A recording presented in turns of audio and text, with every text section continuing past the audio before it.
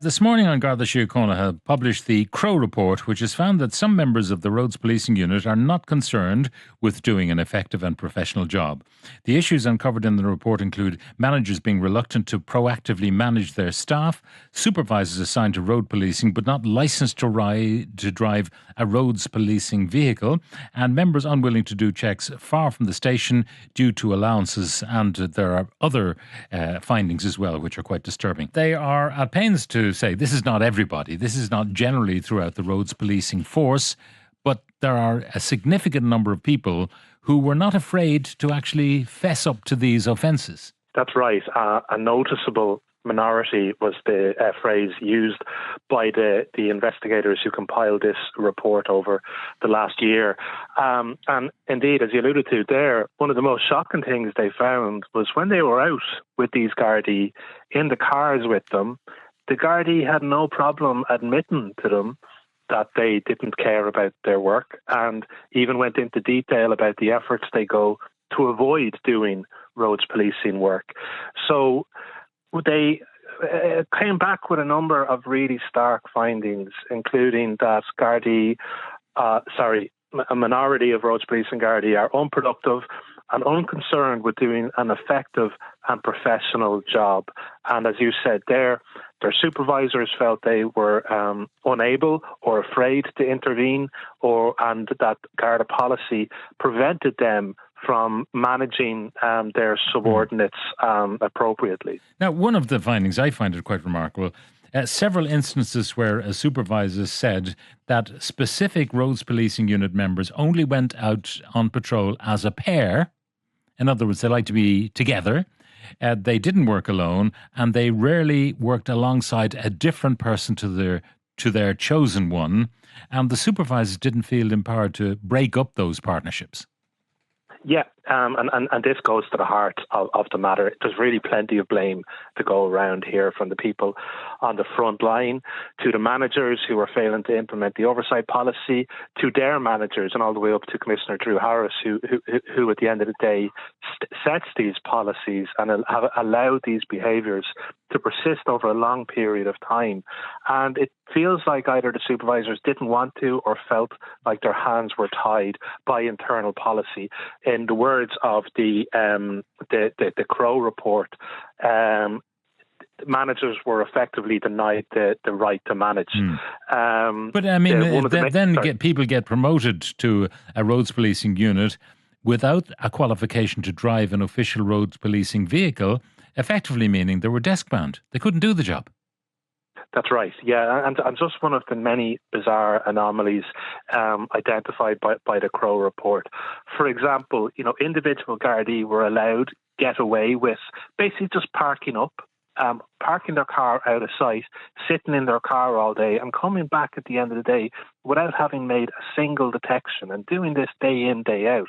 Obviously, if anyone else was to do that in any other job, they'd be fired or at least reassigned. But managers and supervisors in Garda Síochána felt they were prevented from examining the workload and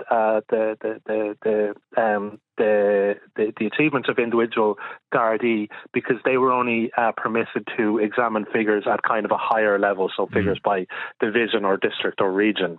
So this was one of the issues pointed out by the Crowe Report. And then there are people who wouldn't do any roads policing very far from the station, because if they did, they'd have to pay for their lunch, and the allowances weren't sufficient to get them the lunch they required. They preferred to have a Sambo back at the station. That's right, yeah. It goes to, I think, the overriding feeling you get from reading this report is very low morale and very just lack of interest in doing the job amongst this sizable minority, and a lack of recognition that these are life-saving jobs. They're perhaps not as glamorous as other Garda roles, and you're not seeing the immediate life-saving effects. You only see them in maybe statistics at the end of the year, and this is leading gardaí to just not take it very seriously at all, and that is having a devastating effect on the families of road victims. And then some people, according to this Crowe Report, they would only stop cars that were driving in excess of 20 kilometres more than the speed limit. In other words, over 70 in a 50-kilometre zone, over 100 in an 80-kilometre zone, over 120 in 100, and so on and so forth. Whereas ordinary Gardaí doing that job would stop people who were marginally over, say, the 50k limit. In other words, the ordinary Gardaí were doing a better job at policing the roads than the roads policing unit. That's right. And this goes to the impunity, some of these roads policing Gardaí. And again, it is a minority, but a noticeable minority, that they would only go after the really, really obvious and grievous breaches of road safety. So these are lifesaver offences, they're called within the guards. But these guards would only do it when, you've got someone going 20 miles an hour over the speed limit, or 20 kilometres an hour in an 80-kilometre zone, something like that. Whereas, yes, the other frontline Gardaí would be far more proactive. And then you have this number plate recognition technology which is installed in the cars. And they came across one patrol car and the driver appeared to deliberately switch the direction of the forward-facing ANPR camera, the number plate recognition camera, so that its field of vision was obscured by the rearview mirror. I mean, that's pig-headed stuff.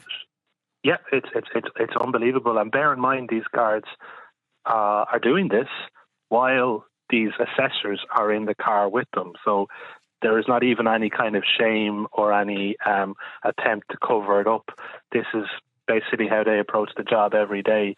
The fact that they're brazen enough to do it when, an independent assessor sent from headquarters essentially is in the car with them really tells its own very, very concerning story. It does indeed. Conor Gallagher, crime and security correspondent with the Irish Times, thank you very much for joining us. Now, just give you the statement from the Policing and Community Safety Authority, said they're deeply concerned by the contents of this Crowe report. Elaine Byrne, the chairperson, said that the vast majority of Gardaí perform their duties to a very high standard. However, some have a blatant disregard for the job and its functions. She also expressed concern that there seemed to be fear from some managers that they actually manage performance. And they welcomed the fact that the Gardaí agreed to have the issue looked at following the concerns expressed by a Garda member. So this is on foot of whistleblowing, I suppose.